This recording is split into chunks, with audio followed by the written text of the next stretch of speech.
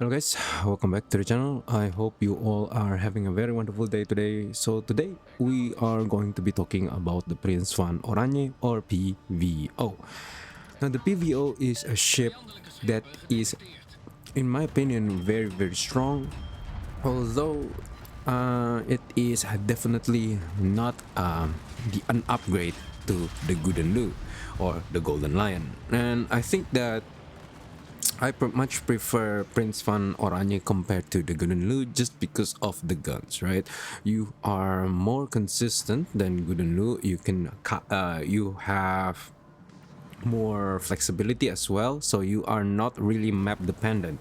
In the Golden Lu, you need to have like an island close to the enemy, or maybe like a smoke from your teammates or your carrier, something like that, because your airstrike is only 13 kilometers and your range actually on your guns is only 16 kilometers. So it's definitely not a long range kiting type of ship in the Golden Lu, as well as you have the 60%, the 60-second fire duration. So that makes you a really more focused on the close range engagement in the Golden Loop. Now in this ship, you have much better guns, especially when you hit destroyers. As you can see there, 4K on that Trump, and I think that it is quite normal for you to actually chunk DDs just because your dispersion is really great, and you actually have 12 234 millimeter guns. This is essentially Goliath guns, but you have lower HE. You have lower fire chance, you have lower HE damage, and you have lower HE pen, but you reload faster, and also your sorry yeah, just there, you can see there from our armor, it's still the good and low armor, so 30 millimeter deck armor. That means that the Yamato can overmatch us anywhere on our deck. Our bow armor and stern is also is only 25, but we have icebreaker for 40 millimeter and an upper belt armor of 40 millimeter. So in close ranges, we are as tanky as a good and low. Okay.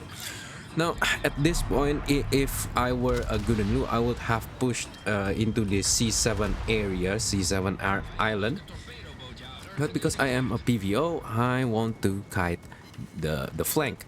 And because you have 18.1 kilometer range, you actually could be able to, kite quite decently and farm battleships with your HE. Now the airstrike is a little bit harder to read because you have 17 seconds of lead time, plus your reload on your airstrike is very long at 1 minute 40 something seconds. Yeah, 40 seconds I think. So it's definitely not the airstrike spamming meta like the Golden Lu with its legendary mod where you can get maybe like 40 something seconds reload on your airstrike. In exchange for that, you have more bombs, more larger reticles, and you have more alpha as well, and you have more fire chance. But the most important thing is that you can now pan 40 plus millimeter of armor. That means that American battleships and some 35 millimeter plating, etc., could be panned with the ship airstrike. That means that you can deal massive amounts of damage compared to good and loose airstrike, but you still can't really deal with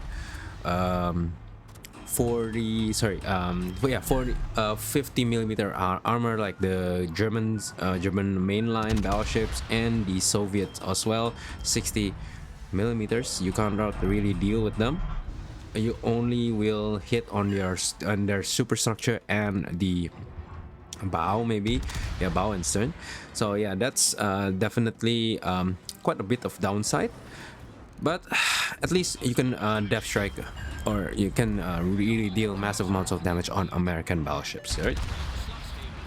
Now at this point, we are farming this Sleefen here. We have made 54,000 damage in 5 minutes of the game. Pretty nice. This Sleefen will soon die from our concentration fire from our teammates, as well as the torpedoes from the Hoffman. Our Vermont is very low, and our Kremlin is actually pushing against a Trump, a Prince, and a Prince Oranje. Now, you don't want to push against this ship just because it has such a massive amounts of, you know, kiting power, right? When you push against this ship, he can kite you with HE, and he can also kite you with airstrike. So that's really not a great experience. Even though Kremlin can, you know, bounce the, or sorry, not shatter the air bombs from the enemy Prince van Oranje, you can still get set on fire, right? And plus, the CV is focusing on the Kremlin. At this point, the Kremlin is as good as dead. Really, yeah, it's just dead. Okay, and we are facing a United States, so enemy super carrier, which is quite a bit of a pain in the ass, if I say so myself. Okay, we managed to clip the Trump's rudder there, dealing no damage, but at least maybe the damage control have been triggered. Okay, now at this point our team is losing 479 to 227, and as well as you know, we lost 4 ships against the enemy, one loss. Now our Sekiryu as well, if you look at the minimap there in F3, our Sekiryu is I don't know what he's doing. He will soon die, I think, because just the position is so aggressive, even though it's just 8 minutes in, or yeah, 8 minutes in. So I don't think that is how you play a CV. Okay, guys, please, if you play that aggressive, especially on the enemy's pushing flank, you will make more pain for your teammates than you are providing your DPM advantage. Okay, now we have missed our airstrike there, but I think the second one will hit on the stern of this Yamato, but sadly we don't get another fire. Now the bomb have some RNG, so it is not necessarily consistent how many bombs you will hit. So that's also one of the frustrating parts about the airstrike. So that's why I think that the PVO is much better compared to the Gudenu, just because you have more consistency. Your guns are, you know, there are not really that much RNG to it. Sure, you have RNG in the fires, but for the accuracy and the alpha damage, you know, that's not really that much of RNG. Plus, you actually, I think, reload faster than the Gudenu, and you destroy more modules just because you have more shells. That means that, you know, the credits and the damage damage that you can dealt is actually really high. And I play Gugurunlu, but I feel like my damage in the PVO is much better and much higher, and it is more consistent. Okay, as long as I could live through to the end of the battle, I could deal maybe like 100 plus damage on this ship. And yeah, at this point, that airstrike will be able to hit the Yamato really good. And let's see the damage, 7k, or yeah, 7k, and 2 bombs hit for 2 bombs and another shatter. So that's the, I guess, the downside, right, of this airstrike, is that you cannot spam them as much as the Gudenu is. And if we are in a Gudenu right now, we can spam this Yamato with our airstrikes, because it is in 12.6 kilometers. But you know what, our HE will deal the job for us the same way as the Gudenu airstrike. Now, at this point, our team is losing. We have lost our carrier, which is sucks. But we still have the Hildebrand, which is a pseudo carrier. The enemies still have their carriers and have their submarine. So honestly, at this point, we lost. We will lose this game just because of the submarine. Really, if I could kill every single one of the enemy right now, I will still die to the submarine, right? This Dutch cruiser line, every single Dutch line is a pain to deal with submarine just because you have only ship depth charges. You don't have the air bombs, air depth charges, which is, I think, um, such a stupid system. Really, why can't the Dutch cruisers have airstrike depth charges? Really, this is a heavy cruiser, right? I don't know, right? And it's not really that big of deal anyways, right? At minimum, just let the Dutch, if you are afraid of the Dutch cruiser becoming overpowered, then minimum at least you provided airstrike depth charges to the Dutch cruisers, but lessening the damage, right, from the normal tier. The normal tier is 4,900, then you just decrease it to 2,000 maybe, right? It's fine. I don't really mind not dealing as much damage to enemy submarine. I just want to deal damage, okay, and as well as dealing flooding, etc.